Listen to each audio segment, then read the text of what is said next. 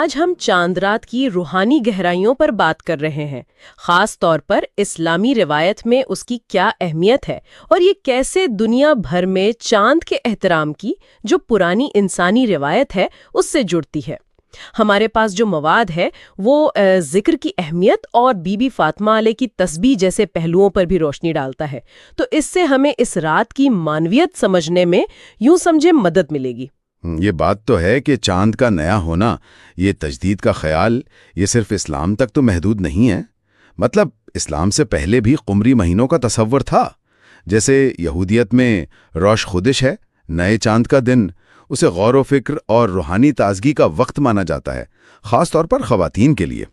اور یہ ایک بڑی دلچسپ انسانی بات ہے کہ آسمانی گردشوں میں معنی تلاش کیے جاتے ہیں۔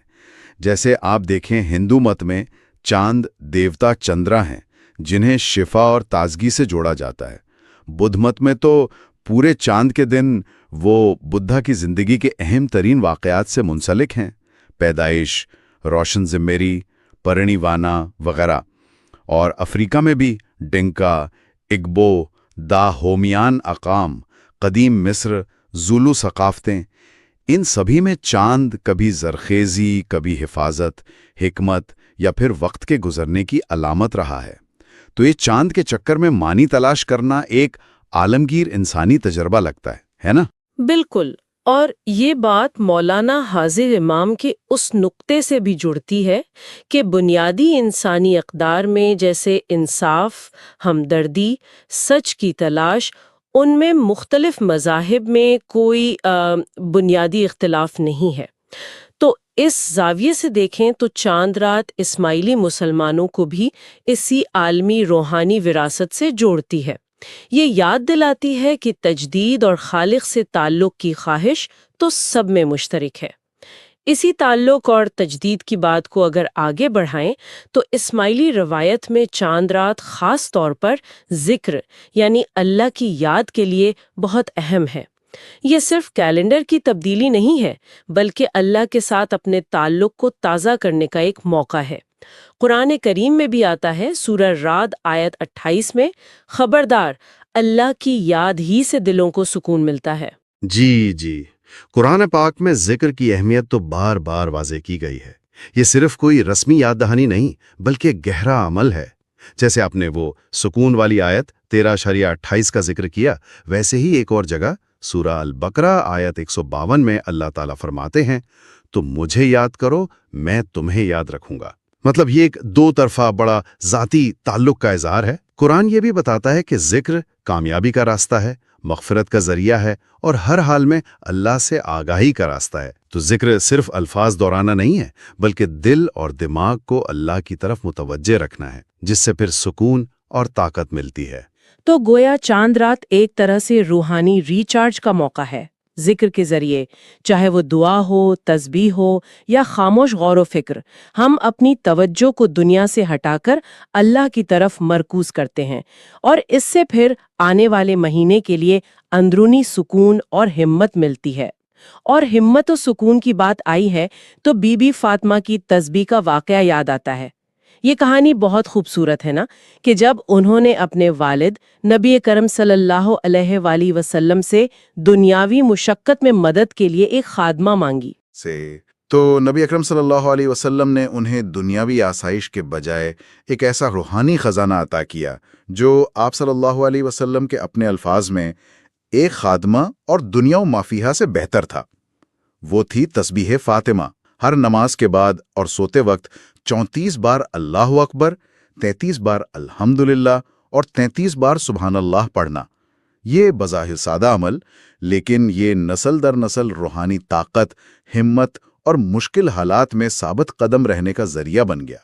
یہ یاد دہانی ہے کہ اصل طاقت اور مدد تو اللہ کی یاد میں ہی ہے۔ بالکل، اور چاند رات کو اس تسبیح کا پڑھنا وہ اس روایت سے جڑنے کا ایک خاص طریقہ بن جاتا ہے۔ یہ گویا اس روحانی ورثے کو تازہ کرنا ہے، اللہ سے تعلق مضبوط کرنا اور آنے والے مہینے کے لیے ایک طرح کی روحانی ڈھال تیار کرنا ہے۔ یہ واقعی ایک بہت خوبصورت تحفہ ہے جو نسل در نسل منتقل ہو رہا ہے۔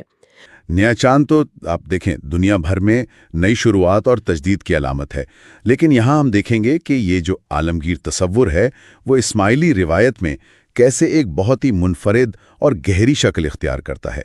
ये सिर्फ एक कैलेंडर की तब्दीली से कहीं कहीं बढ़कर है। अच्छा, तो ज़रा ये वाज़ेह करते हैं कि इस्माइलियों के लिए चांद रात वो महज तारीख बदलना नहीं है, बल्कि ये गौर व फिक्र का, अपने रूहानी ताल्लुक़ को ताज़ा करने का और शुक्र अदा करने का एक मुक़द्दस मौका है।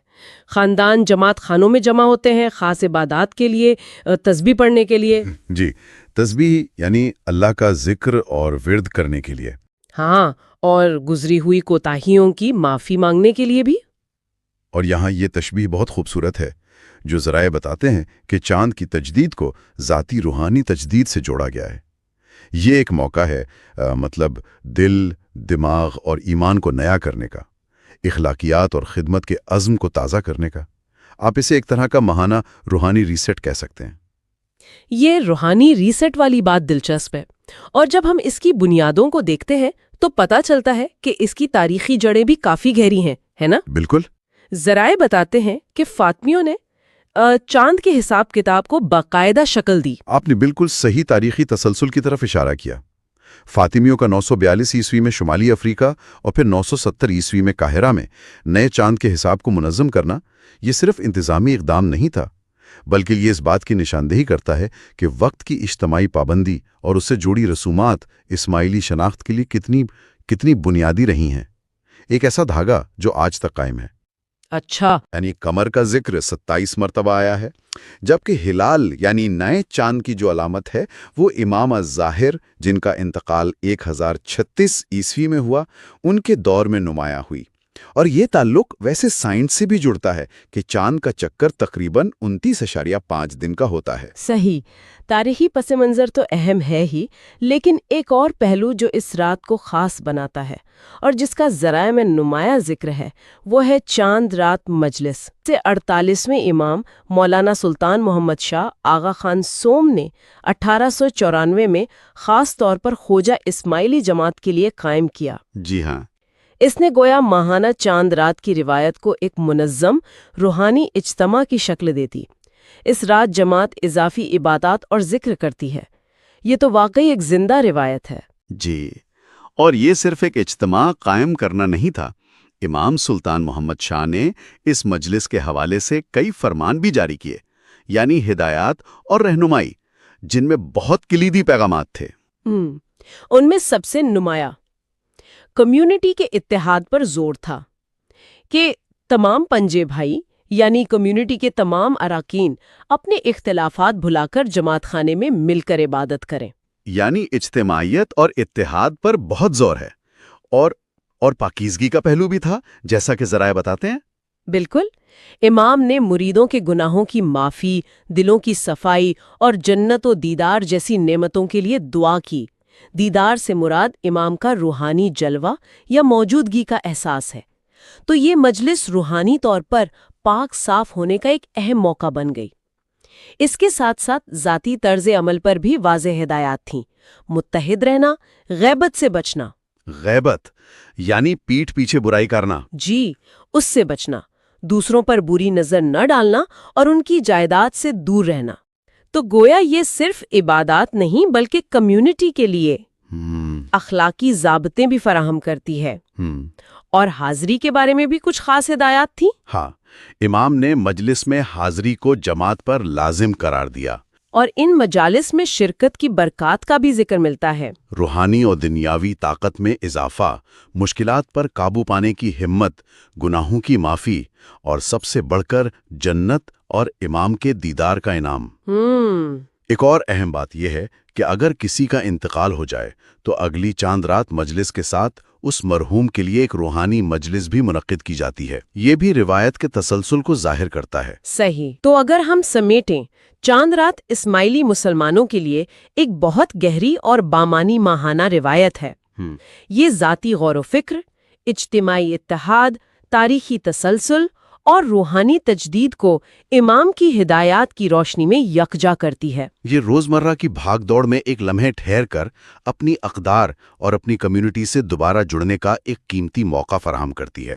اور ایک آخری نقطہ شاید سوچنے کے لیے چھوڑتے ہیں کہ جب ایک روایت ماہانہ تجدید اور پاکیزگی پر اتنا زور دیتی ہے تو یہ شعوری طور پر نئی شروعات کو نشان زد کرنے کا عمل، چاہے وہ چھوٹی ہی کیوں نہ ہو، یہ کسی فرد کے اخلاقی زاویہ نظر اور روزمرہ کے اعمال پر صرف اس ایک رات نہیں بلکہ آنے والے پورے مہینے میں کس طرح مثبت انداز میں اثر انداز ہو سکتا ہے۔